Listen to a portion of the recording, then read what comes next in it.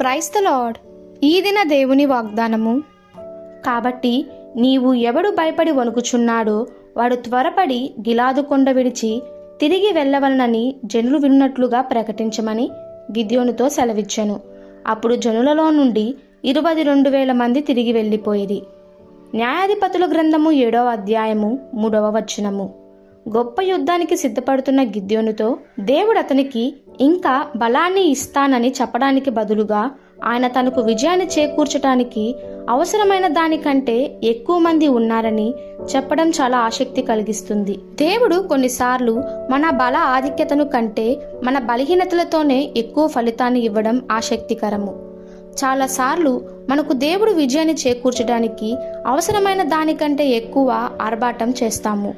దేవుడు తప్ప మరెవరి వలన మనకు అద్భుతాలు కలుగవు.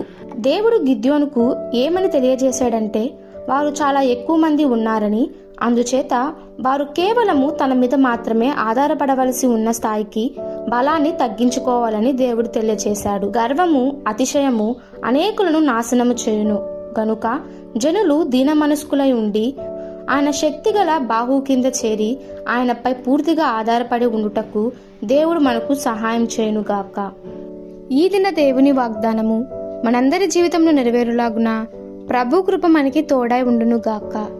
ఆమెన్. God bless you.